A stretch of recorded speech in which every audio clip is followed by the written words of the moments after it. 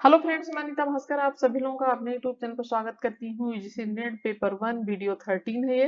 इससे पहले की वीडियो अगर आपने अब तक नहीं देखी है तो जरूर देखें, प्लेलिस्ट में जाएं। 12 वीडियो अब तक अपलोड हो चुकी हैं। और वीडियो पसंद आने पे लाइक शेयर कमेंट करना ना भूलें। और जो लोग चैनल पर नए हैं चैनल को सब्सक्राइब जरूर कर लें, बेल आइकन जरूर प्रेस कर दें जिससे नई वीडियो की नोटिफिकेशन आपको मिलती रहे। चलिए फर्स्ट क्वेश्चन पे चलते हैं। एक अस्थायी प्रतिछवि जिसकी वैधता क्या है, अज्ञात है। ठीक है। तथा जिसमें दो या दो से अधिक चर यानी वेरिएबल्स के मध्य संबंध उपकल्पित होता है, इसे क्या संज्ञा दी जाएगी। ठीक है। शोध समस्या कहा जाएगा, शोध प्रस्ताव, शोध अभिकल्प या शोध परिकल्पना। राइट ऑप्शन क्या हो जाएगा, शोध परिकल्पना। ठीक है, शोध परिकल्पना। देखिए, एक अस्थाई पूछा, एक अस्थाई प्रतिबिंब जिसकी वैधता क्या अज्ञात है यानी मालूम नहीं है, तथा जिसमें दो या दो से अधिक चरों के मध्य संबंध उपकल्पित होता है यानी संबंध होता है, स्थापित होता है, उसे शोध परिकल्पना की संज्ञा दी जाती है। जब शोधकर्ता, देखिए, जब शोधकर्ता किसी समस्या का चयन कर लेता है, जो शोधकर्ता होता है वो क्या करता है, किसी भी जो भी समस्या जिस पे वो शोध करना चाहता है, समस्या का चयन, समस्या का चयन कर लेता है। ठीक है। और तो वह उसका एक अस्थायी समाधान यानी अस्थायी तो नहीं, अस्थायी समाधान ढूंढने की कोशिश करता है कि इसका क्या समाधान होगा। एक जांचनी प्रस्ताव के रूप में क्या करता है, करता है अस्थायी समाधान। और जो इस जांचनी प्रस्ताव को तकनीकी भाषा में क्या कहा जाता है, परिकल्पना। ठीक है, परिकल्पना भी कह सकते हैं इसे, और प्राकल्पना भी। ठीक है, प्राकल्पना भी इसे कहा जाता है। तो ये परिकल्पना या प्राकल्पना, तो शोध परिकल्पना होगी जो क्या है, अज्ञात है, जिसकी वैधता अभी तक, और दो या दो से अधिक चरों के मध्य क्या होते हैं, संबंध उपकल्पित होता है जिसमें। दूसरा क्वेश्चन है, वह अवधारणात्मक रूपरेखा जिसमें शोध आयोजित किया जाता है क्या कहलाती, शोध का सारांश, शोध अभिकल्प, शोध परिकल्पना या शोध प्रतिमान। राइट ऑप्शन क्या हो जाएगा, ऑप्शन बी, शोध अभिकल्प। ठीक है।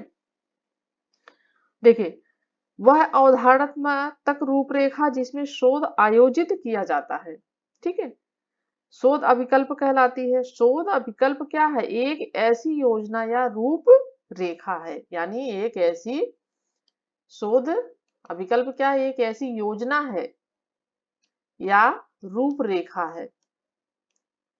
ठीक है, एक रूपरेखा है जो समस्या का प्रतिपादन करने से लेकर शोध प्रतिवेदन का जो अंतिम चरण होता है, उसके अंतिम चरण तक के विषय में भली भांति सोच समझकर तथा समस्त जो उपलब्ध होते हैं विकल्प होते हैं उन पर ध्यान देकर इसका क्या करती है, इस प्रकार निर्णय लेती है कि जो न्यूनतम प्रयास, समय और लागत और जो व्यय हुआ, व्यय से अधिकतम शोध उद्देश्यों को प्राप्त किया जाए। यानी जो शोध करने से बहुत सारी समस्याएं आती हैं, प्रयास करते हैं हम, समय और लागत भी लगती है, समय खर्च होता है और उसमें पैसे भी खर्च होते हैं, लागत होती है, व्यय होता है। तो उन सब से जो अधिकतम, उन सब से जो भी चीजें होती हैं, तो शोध अभिकल्प का क्या मतलब है कि जो भी चीजें होती हैं उससे अधिकतम को, उनके जो उद्देश्य क्या है, उन उद्देश्यों को, ठीक है, वो उद्देश्य जो है उन उद्देश्य को क्या किया जाए, प्राप्त किया जा सके। ठीक है, तो यह शोध अभिकल्प अवधारणा रूपरेखा जिसमें शोध आयोजित किया जाता है कहलाती है शोध अभिकल्प। थर्ड क्वेश्चन है, शोध समस्या की पहचान में शामिल है अकादमिक क्षेत्र का चयन, selection of the academic academic area, b है अध्ययन क्षेत्र का सीमांकन, ठीक है, और सी है वैयक्तिक और संकलनात्मक चयन का बहिष्करण, डी है क्षेत्र के भीतर विशिष्ट विषय, और डी है वित्तीय शोध का प्रबंध यानी मैनेजमेंट ऑफ फाइनेंशियल सोर्स। ठीक है। और थर्ड क्वेश्चन है, थर्ड क्वेश्चन का हमारा राइट ऑप्शन क्या हो जाएगा, शोध समस्या की पहचान में क्या शामिल है। पहला, चयन, selection of the academic area. पहले हम क्या करेंगे, चयन करेंगे, उसके बाद आ जाएगा बी, उसका सीमांकन, एक सीमा में रहकर ही उसका शोध का जो शोध किया जाता है, एक सीमा में रहकर ही उसका सीमांकन किया जाता है। स्टडी एरिया जो होता है उसका सीमांकन किया जाता है।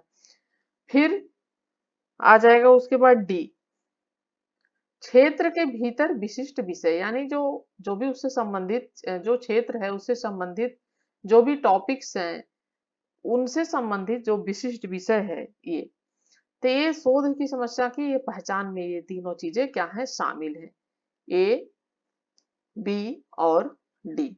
ठीक है, राइट ऑप्शन क्या हो जाएगा हमारा, राइट ऑप्शन यही हो जाएगा हमारा, ए, बी और डी तीनों चीजें हो जाएंगी।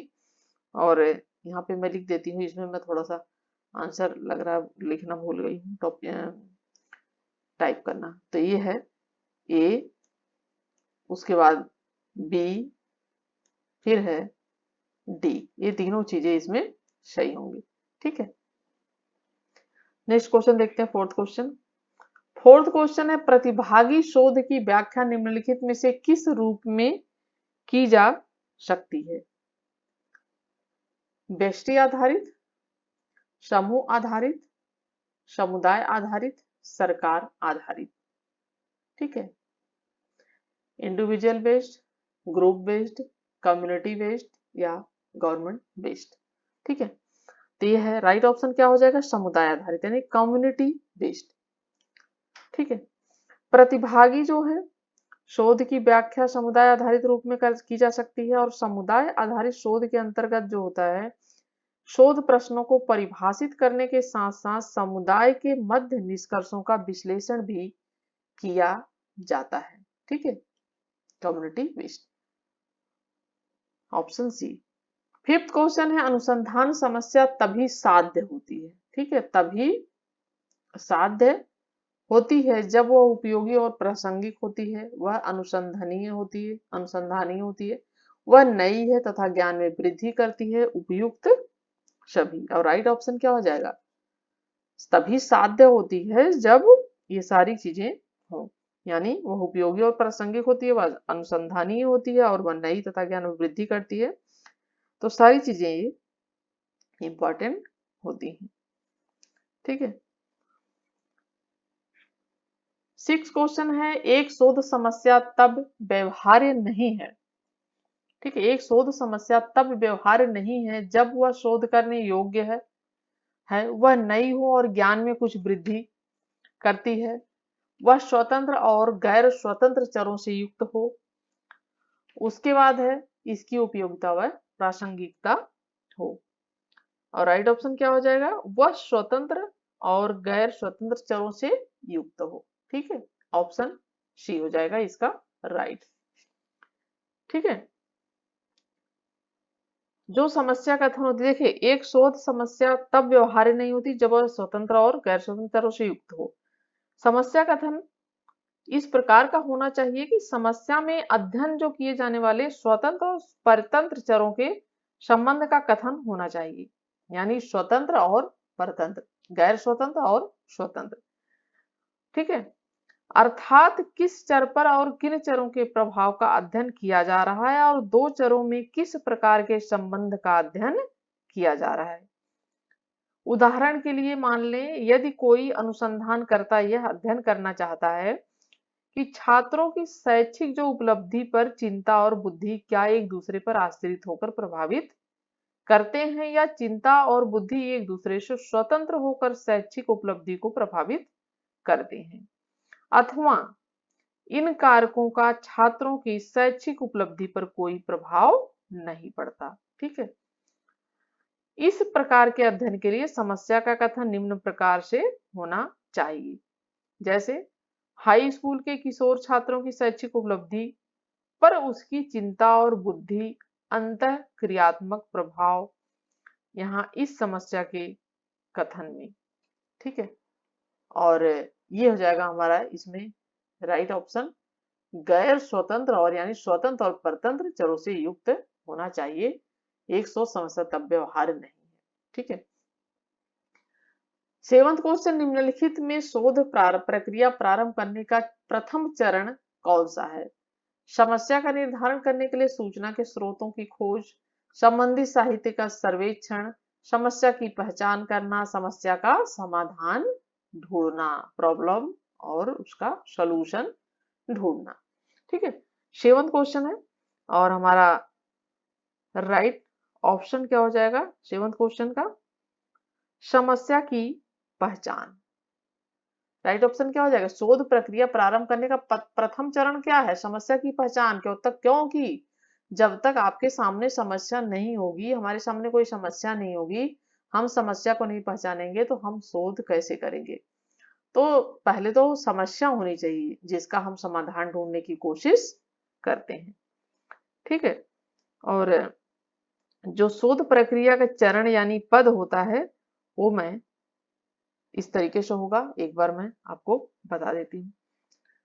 पहला क्या होगा? समस्या की उत्पत्ति। पहले समस्या उत्पन्न होगी उसके बाद ही तो शोध करेंगे, तो समस्या की उत्पत्ति।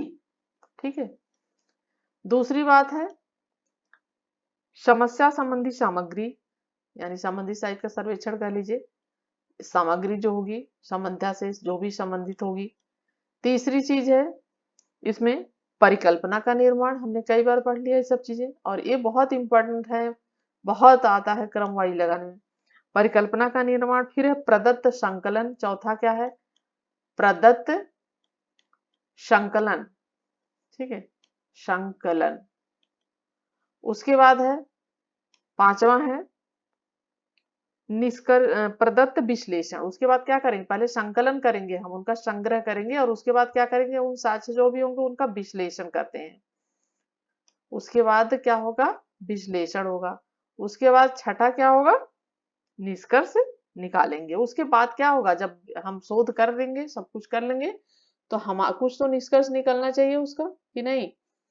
तो उसका क्या करेंगे? निष्कर्ष। फिर उसके बाद लास्ट में निष्कर्ष निकालेंगे, ये हमने शोध किया, हमने ऐसे किया और हमने ये हमारे शोध का ये निष्कर्ष निकला है। ठीक है, तो सबसे पहले जो प्रथम चरण होता है वो समस्या की पहचान होती है और लास्ट में निष्कर्ष होता है, और मैंने बता दिया बीच में क्या क्या होता है। ठीक है, 8 क्वेश्चन है शोध कार्य करने की प्रक्रिया में परिकल्पना को सूत्रबद्ध करने के पश्चात आता है उद्देश्यों का कथन, आंकड़ों की व्याख्या, शोध उपकरण पर का चयन, आंकड़ों का एकत्रीकरण। ठीक है, और राइट ऑप्शन क्या हो जाएगा हमारा? आंकड़ों का एकत्रीकरण, शोध का राइट ऑप्शन हो जाएगा शोध उपकरण का चयन। शोध कार्य करने परिकल्पना को सूत्रबद्ध करने के पश्चात, जब हम परिकल्पना को सूत्रबद्ध कर लेंगे तो क्या करेंगे? हम जो शोध उपकरण होंगे उनका क्या करेंगे? उनका हम चयन करेंगे। ठीक है, राइट ऑप्शन हो जाएगा शोध उपकरण का चयन। और शोध उपकरण जो उसकी संरचना होती है उसमें क्या क्या आता है? जैसे उद्देश्य क्या है, परिचय है, रेटिंग में पैमाने हैं, मनोवृत्ति पैमाने हैं, प्रश्नावली है, चेक लिस्ट है, सिमेंटिक को अलग पैमाने, मनोवैज्ञानिक परीक्षण, इन्वेंटरी, अवलोकन, साक्षात्कार, ये सारी चीजें इसमें इकाई संरचना शोध उपकरण की आ जाती है इसमें। 9वां क्वेश्चन है शोध की निम्नलिखित अवस्थाओं को सही क्रम में व्यवस्थित करें।